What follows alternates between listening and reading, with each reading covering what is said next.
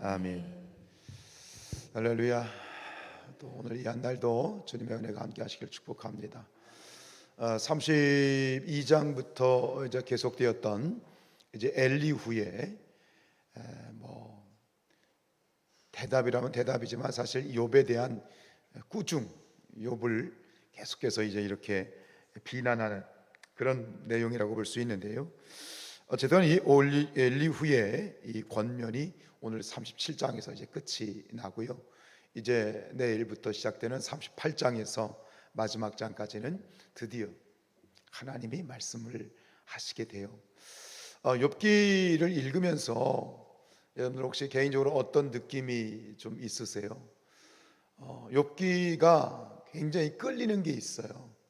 굉장히 끌리는 매력이 있는 책 같고, 그런데 그 매력이라는 건 뭐냐면 읽으면 읽을수록 어떤 정리가 된다기보다는 오히려 더 복잡해지는 느낌? 그런 느낌이 매력이라고 할 수 있겠어요. 우리는 그렇죠. 뭔가 명확한 답을 좀 받기를 원하고 그냥 좀 복잡하게 사는 게 싫잖아요. 좀 단순하게 쉽게 뭔가 확확 보이고 구분이 그냥 쫙쫙 되고 그렇게 좀 됐으면 좋겠는데, 그런데 여러분 냉정하게 생각하면 우리 인생이 그렇게 명확하게 흘러가지 않잖아요. 그렇죠? 뭐 열 길 물속은 알아도 한 길 모르는 것이 사람의 이 마음이라고 하는 것처럼 우리 인간의 삶은 그렇게 단순하지가 않잖아요. 갈수록 꼬여가고 되는 듯 싶다가도 헝클어지고 또 그러다 보면 어느덧 또 정리가 돼가고 전혀 우리의 어떤 생각과는 다르게 복잡하면서도 그 복잡함 가운데 뭔가 신비함이 있고 그런 어떤 부분들이 있는데 욥기를 읽으면서 그러한 것들을 느끼게 되는 것 같아요. 그것이 또 욥기의 매력인 것 같기도 하고요. 오늘 이제 이 엘리후의 마지막 이제 이야기를 이렇게 읽어 내려가면서 우리가 이제 내일부터 확인을 하시게 되겠지만 이 엘리후가 마지막에 하는 이야기는 이제 하나님의 어떤 크심, 우리 36장 앞에 26절을 한번 볼까요? 36장 26절이에요. 시작. 하나님은 높으시니 우리가 그를 알 수 없고 그의 횟수를 헤아릴 수 없느니라. 하나님 크시다는 거예요. 알 수 없다는 거예요. 이제 그러면서 이제 엘리후가 예로 드는 것은 이 어떤 그 창조 세계, 비나 눈이나 바람, 하나님이 만드신 이 창조 세계를 빗대어 보면서 우리가 그런 현상들을 알 수 없는 것처럼 그렇기 때문에 우리는 하나님을 알 수 없다. 근데 이 뒤에 38장에서 이어지는 하나님의 말씀도 이 엘리후의 이야기하고 비슷해요. 비에 대한 이야기, 창조의 세계에 대한 이야기들을 하나님이 이렇게 하시게 되어지는데, 근데 결국 엘리후가 하고 싶은 얘기는 하나님은 이렇게 크시고 알 수 없는 분이니 그러면서 엘리후 이 욥의 고집을 꺾어 놓겠다라는 그런 심산이거든요.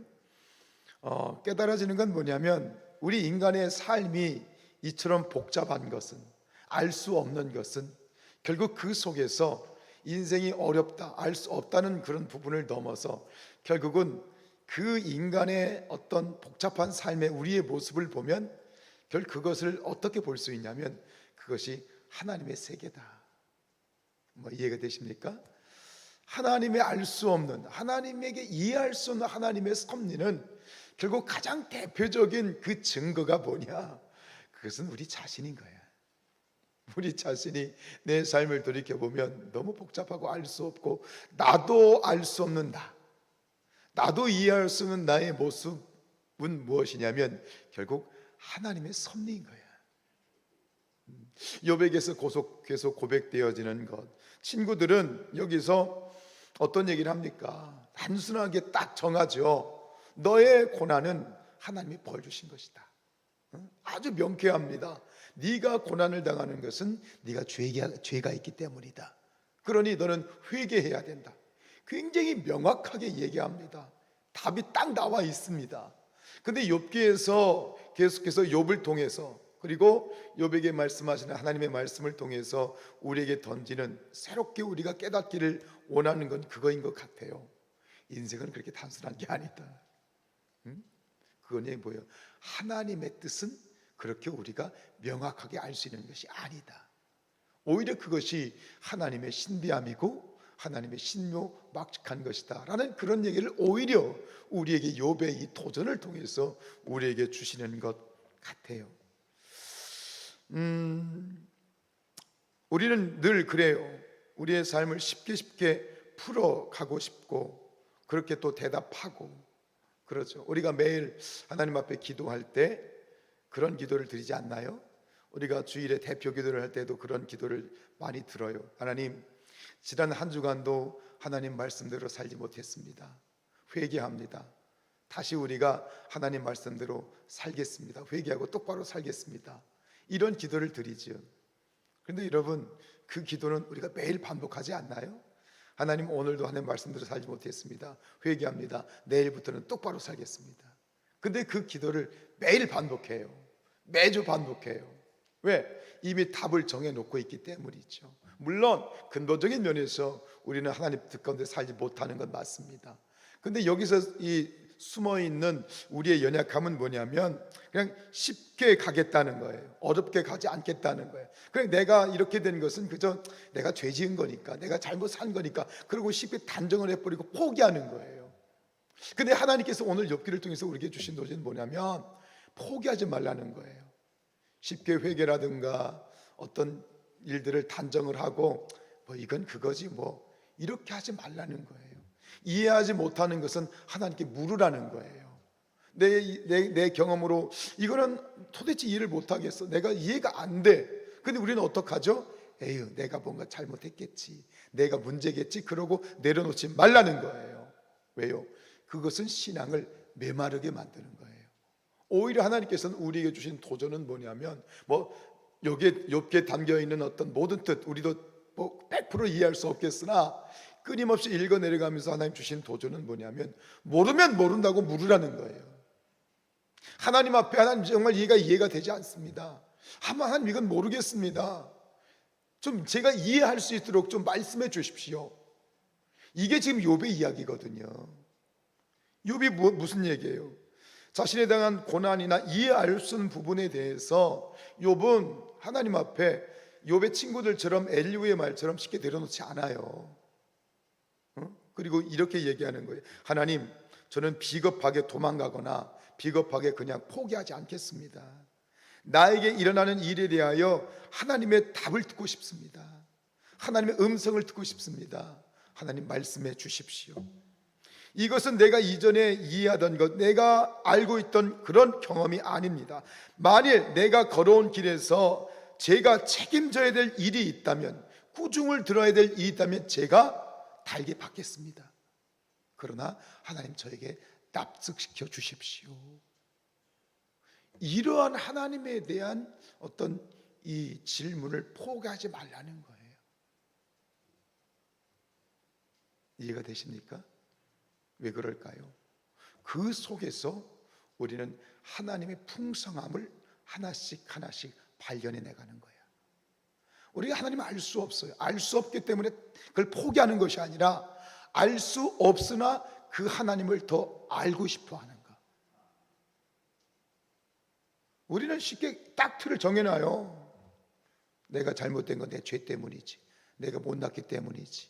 아니요, 우리는 그런 존재가 아니에요. 우리는 하나님의 형상을 가진 존재예요. 그러니까 우리 인생 자체는 굉장히 복잡한 거예요. 그게 맞아요. 우리의 인생을 이해할 수 없는 것이 그게 정답이에요. 왜 그럴까요? 하나님의 신비함이 우리 안에 스며들어 있기 때문에, 우리는 하나님의 형상을 가지고 있기 때문에 답은 알 수 없어요. 그러나 그렇기 때문에 다시 한번 하나님이 우리에게 주신 도전은 뭐냐면, 너 그래도 나를 믿겠니? 네가 이해할 수 없어도 나를 믿겠어? 우리의 대답은 무엇이죠? 욥의 대답은 무엇이죠? 예. 왜 그러냐면 답은 하나님께 있기 때문입니다. 그러나 그것을 쉽게 프레임을 가지고 정하지 않고 내가 이해 안 되는 것은 하나님께 계속해서 묻겠습니다 라고 하는 그런 어떤 욥의 질문이 있죠. 그런 게 있어요. 우리 성도들이 내가 이해하지 못하는 성경이나 예를 들어 설교를 들었어요. 설교를 들었는데 그 설교에 대해서 내가 이해가 안 돼. 근데 그걸 이해가 안 되고 내가 납득이 안 되는 것을 목회자에게, 목사에게 질문하는 것을 되게 두려워한다는 생각이 들어요. 목사님, 이거 저는 이해가 안 되거든요. 목사님, 이게 무슨 뜻이죠? 물으면 마치 목사에게 도전하는 것 같고, 그렇게 되면 믿음이 없고 불신앙같이 여긴다라는 그런 부분이 있는 것 같아요. 오늘 욥이 우리에게 도전하는 이건 그거예요. 내가 이해가 안 되는 건 물어야 돼요. 아멘이에요? 어느 교회 성도들처럼 말씀이 그러한가예요? 물어야 되죠. 그걸 포기하는 순간 우리 안에 주어지는 하나님이 우리에게 준비한 풍성한 은혜를 우리가 포기하는 거예요. 하나님의 은혜를 포기하지 마시기 바랍니다. 그건 어떤 뜻이냐? 모르면 모른다고 하나님께 물어보고 생각하고 묵상하고 기도하고 도전하는 것이, 그것이 하나님의 뜻인 줄로 믿습니다. 여전히 우리는 욥기를 읽으면서 저도 그래요. 저도 뭔가 계속해서 풀리지 않는 부분이 있지만, 그럼에도 불구하고 하나님이 우리의 정답이시고, 그리고 우리의 삶은 결론이 아니라 과정을 살아가는 것이고, 그리고 이 땅을 살아가는 동안 여전히 풀리지 않는 문제들이 있음에도 불구하고 우리에게는 하나님이 길이시고 하나님이 진리시고 하나님이 정답이에요. 우리의 확신은 뭐냐면, 지금은 알 수 없지만 하나님 앞에 가면 모든 것이 다 열려서 환하게 그 진리가 보여질 줄로 믿습니다. 그것은 우리에게 약속된 것이라면 오늘 우리의 삶은 여전히 질문이고 여전히 풀리지 않는다 할지라도, 그럼에도 불구하고 나는 하나님을 따라가겠습니다. 하나님 믿겠습니다. 하나님 붙들고 가겠습니다. 그러면서 동시에, 그런데 다만 하나님, 내가 이해가 되지 않을 때는 하나님께 묻겠습니다. 그때 하나님 말씀해 주십시오 라고 계속해서 하나님과 걸어가는 것, 그것이 우리에게 하나님이 원하시는 길 아니겠어요? 그 속에서 우리는 우리의 신앙이 다시 창조가 되어지고, 그 또 한 가지 깨달아진 게 뭐냐면, 하나님은 창조의 하나님이시죠, 그죠? 그런데 창조가, 태초의 창조가 끝난 것이 아니라, 잘 들어보세요, 창조는 태초에 끝난 것이 아니라 지금도 하나님은 우리를 창조하고 계시다. 이해가 되세요? 지금도 이 땅에 살아가는 우리의 삶에서, 삶의 모든 모습에서 하나님은 우리를 창조하고 계시고 새로운 것들을 만들어 가고 계신다. 그리고 우리는 그것을 받아들여야 되고, 그 창조의 역사는 끊임없이 이해할 수 없는 그런 일들을 통해서 우리 안에서 만들어 가신다.